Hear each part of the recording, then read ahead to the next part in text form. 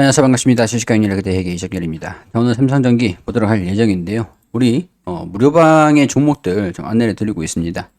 SPG가 좀 많이 떨어졌는데 이제 총 계좌 자체가 지금 수익 구간이기 때문에 저는 내일 장 열리자마자 싹 일괄 매도를 진행을 할 겁니다. 제가 항상 말씀을 드렸던 게 주가가 올라가면은 매도를 하고 수익 확정을 짓고 주가가 싼 종목들을 다시 접근을 하든가 아니면 떨어질 때 야금야금 매수를 해서 평균 단가를 낮춰서 가는 게 가장 현명한 매매법이다. 이렇게 말씀을 드렸었고, 이게 이제 62,000원, 무조건 수익을 볼 수는 없기 때문에 손실 중인 종목들, 이렇게 손실을 보면은 같이 정리를 하는 겁니다. 자, STX 같은 경우도 마이너스 14%가량 주정을 좀 받았는데, 이게 수익 중인 종목이랑 같이 정리를 하시면 되겠죠. 전체 계좌 자체가 수익이니까 저는 이거 자체를 이제 싹 매도를 하면서 손실 수익 다 떠나가지고 수익을 보고 현금 확보를 완전히 다 할 겁니다. 자, 총평가 금액, 매입 금액 이렇게 나와 있죠. 자, 이 무료방 종목인데요. 코퍼스 코리아 36%, KG ETS 11%, 로보티즈 37%, 그리고 메가 ECS, 코닝 오토메이션. 무료방에 전부 다 안내를 드렸던 거죠. 그리고 STX 마이너스 14%. 무조건 전부 다 수익은 볼 수가 없다라는 거.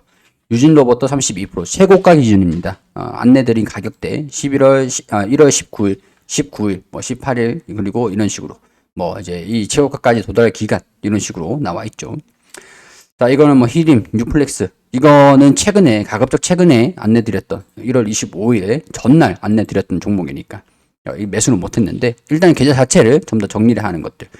그러니까 제가 항상 강조드리는 거는 시장이 올라갈 때 현금 확보를 하자. 시장이 올라갈 때 그리고 시장이 주종을 받을 때 이런 매수를 하면서 평균 단가를 계속 낮춰가는 것들. 시장이 좀 과열인지 과열이 아닌지 이런 판단을 좀 하는 게 중요하다라는 것들이죠. 자, 무료방에 종목들을 안내 드리니까 와서 보시고 삼성전기 본격적으로 브리핑을 좀 드리도록 할 텐데. 일단은 좀 말씀드리고 싶은 거는 우리 중국 리오프닝이 지금 좀 기대감들이 좀 반영이 되고 있습니다. 자, 어떻게 좀 진행이 되고 있는지 우리 거시적인 부분들을 분명히 판단을 하실 필요는 있어요. 자, 첫 번째, 중국의 리오프닝. 자, 리오프닝을 하면서 코로나 확진자가 증가됐습니다. 확진자가 증가되면서 이제 경제의 불확실성이 커졌습니다.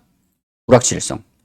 자, 불확실성이 켜졌다라는 거는 경기 침체에 대한 침체, 그리고 다시 달리 말하면은 부진이 될 수가 있겠죠. 여기에 대한 우려감이 증가됐다라고 할 수가 있겠죠. 그러면은 결국에는 기업들의 실적에 악영향을 줄 것이다. 이런 우려감들이 실제로 4분기까지는 그랬었고 1분기까지도 진행이 될 거다라는 우려감들이 있었어요. 확진자가 증가되면서 중국이 세계 공장이 가동이 되면서 경기가 빠르게 정상화가 될 것이다라고 기대를 했는데 특히나 국내 같은 경우는 중국의 경기 의존도가 상당히 높은 경제 의존도를 가지고 있기 때문에 중국의 리오프닝에 기대를 좀 많이 했습니다. 확진자가 증가되면서 춘절 이후, 중국엔 춘절이죠. 춘절 이후에는 정점을 달할 것이다.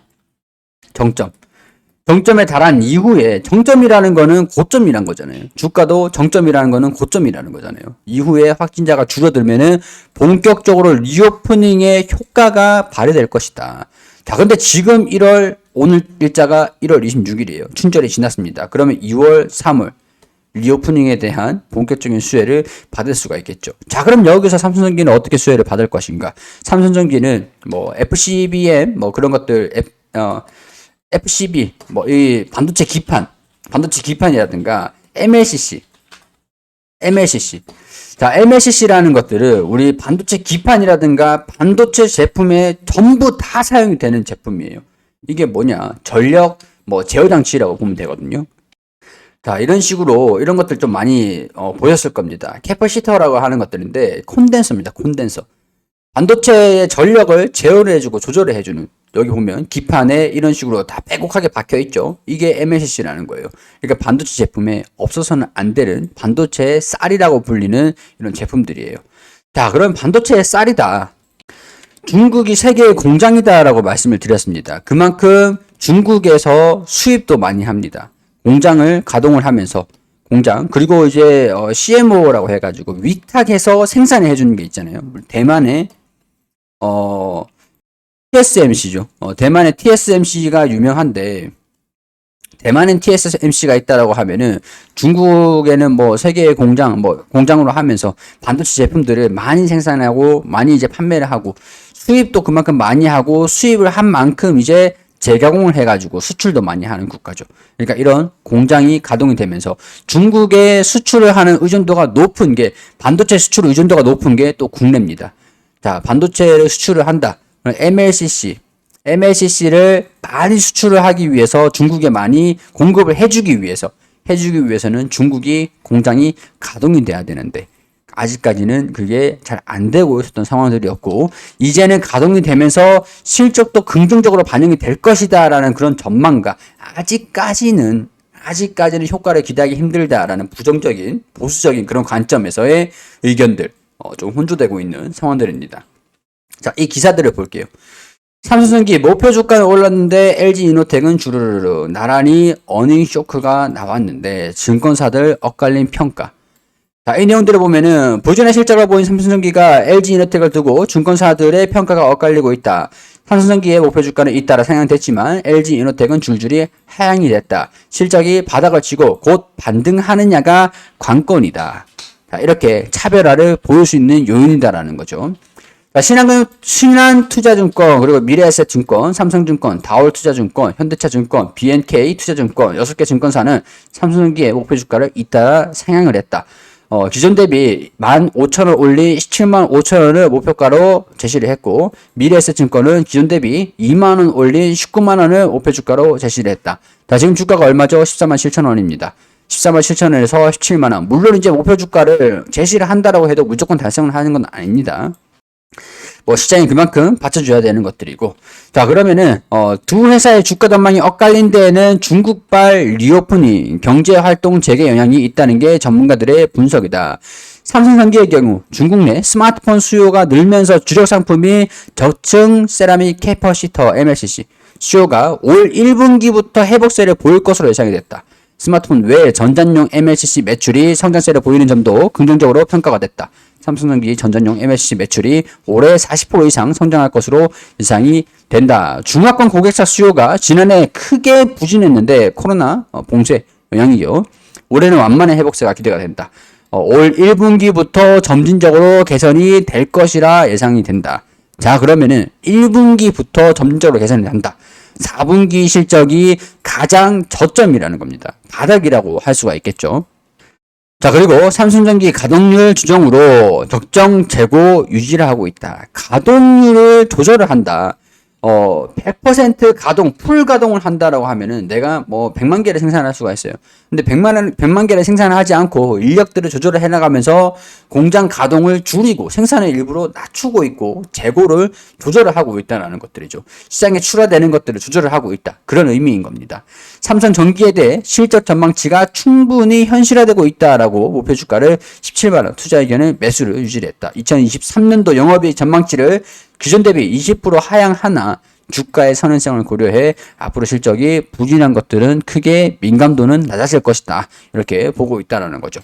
광학통신 부분, 적자 시연, 패키지 부분에 저조한 영업이익률 영향으로 컨센서스를 밑돌았다. 4분기 실적으로는 매출의 1조 9,600원, 그리고 이게 연간으로 봤을 때는 마이너스 19% 수준, 그리고 분기로 봤을 때는 마이너스 17% 수준, 영업이익률은 영업이익은 1,000억 원 가량, 연간으로 봤을 때 전년 대비해서는 마이너스 68%, 그리고 전 분기 대비해서는 68% 기록을 했다. 이렇게 나왔죠. 그러니까 전반적으로 봤을 때 리포트를 좀 보면은 어플리케이션 패키지의 부분 안에서도 어플리케이션 메모리향 수요 감소 폭이 예상보다 크게 나타났다. 수익성 하락폭은 좀 키웠다라고 할 수 있겠지만은 MSC의 수출액 증감률은 점점 회복이 될 것이다. 그게 1월부터다. 이렇게 나와주면서 삼성전기의 긍정적인 주가 움직임들은 이어지고 있는 상황들입니다.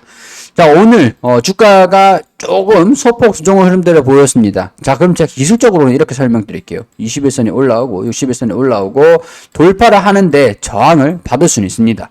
실적 발표도 좀 안 좋게 나왔기 때문에 주중 흐름들을 보여줬고, 그러면 여기서 21선의 지지를 받고 반등이 나오느냐, 그리고 61선의 지지를 받고 반등 흐름들 나오느냐, 15만원을 돌파를 해주느냐, 이런 부분들이 향후 주가 움직임에 중요하게 반영이 될 가능성들이 높은 구간이기 때문에 이 움직임들 돌파를 하느냐 지지를 하느냐 이 여부들은 꼭 우리가 판단을 하고 대응 전략들을 잡아가는 게 중요하겠다. 이렇게 정리를 할 수 있을 것 같습니다.